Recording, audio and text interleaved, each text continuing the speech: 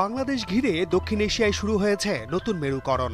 এর ছায়া ভূ রাজনীতি থেকে শুরু করে পারস্পরিক বাণিজ্যের উপরও পড়ছে।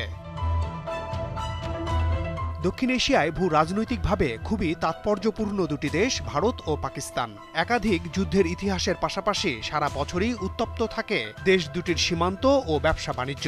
বাংলাদেশের রাজনীতিতেও অন্যতম প্রধান নিয়ামক দেশ দুটির প্রতি বিদ্বেষ ও প্রীতি। ২০২৪ সালের ৫ আগস্ট বাংলাদেশের রাজনৈতিক পট পরিবর্তনের পর দেশ দুটির সাথে বাংলাদেশের সম্পর্কের ধরনেও পরিবর্তন এসেছে। গত ১৬ বছরে ভারতের সঙ্গে গভীর সম্পর্কে যেমন টানাপোড়েন শুরু হয়েছে, তেমনি পাকিস্তানের সঙ্গে বৈরিতার অতীত ভুলে সম্পর্ক বিনির্মাণের প্রয়াস চালাচ্ছে অন্তর্বর্তী সরকার। সেই সাথে দেশটির সঙ্গে বাড়ছে বাণিজ্য।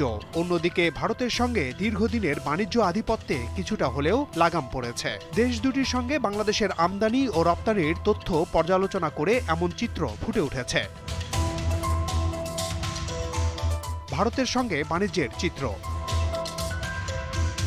জাতীয় রাজস্ব বোর্ডের তথ্য বলছে, ভারতের কাছ থেকে ২০২২-২৩ অর্থবছরে বাংলাদেশ ৩,২১,৭৯,০৪৩ মেট্রিক টন পণ্য আমদানি করেছে, যার বাজার মূল্য ১,১৬,৬৩৩ কোটি টাকা। ২০২৩-২৪ অর্থবছরে ভারত থেকে ২,৭১,৩৯,৪৭০ মেট্রিক টন পণ্য আমদানি করেছে বাংলাদেশ। এর বিপরীতে দেশটিকে পরিশোধ করতে হয়েছে ১,১৮,০৯৩ কোটি টাকা।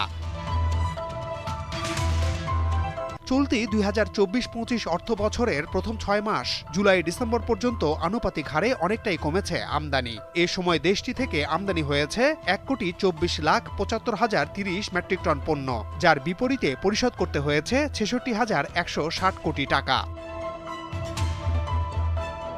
পাকিস্তানের সঙ্গে বাণিজ্যের চিত্র। চলতি অর্থ বছরে পাকিস্তানের সঙ্গে আমদানি ও রপ্তানি দুটোই বেড়েছে বাংলাদেশের। এনবিআর এর তথ্য বলছে, ২০২২-২৩ অর্থ বছরে পাকিস্তানের কাছ থেকে ১২,৯৪,০৪৭ মেট্রিক টন পণ্য আমদানি করা হয়েছিল, যার মূল্য ছিল ৭,৯২৪ কোটি টাকা। ২০২৩-২৪ অর্থ বছরে ১৯,৩১,৬৯৭ মেট্রিক টন পণ্য আমদানির বিপরীতে দেশটিকে পরিশোধ করতে হয়েছে ৯,১২৯ কোটি টাকা। অন্যদিকে চলতি অর্থ বছরের প্রথম ৬ মাসে আমদানির পরিমাণ বেড়ে হয়েছে ১০,৮১,৯৬১ মেট্রিক টন। এর বিপরীতে পরিশোধ করতে হয়েছে ৫,৩৫৬ কোটি টাকা। আমদানি বৃদ্ধির পাশাপাশি দেশটির সঙ্গে বেড়েছে রপ্তানিও। তথ্য বলছে, ২০২২-২৩ অর্থ বছরে পাকিস্তানে পণ্য রপ্তানি করে ৮৩১,২৫,৮৫,৯৭৯ টাকা আয় করেছে বাংলাদেশ। চলতি অর্থ বছরের প্রথম ৬ মাসে এই রপ্তানির পরিমাণ বেড়ে দাঁড়িয়েছে ৪৭৫,৯,৪০,৬৫২ টাকা।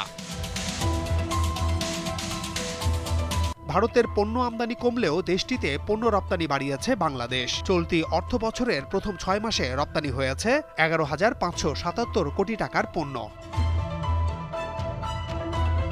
মাহমুদ শাওন, দীপ্ত সংবাদ, ঢাকা।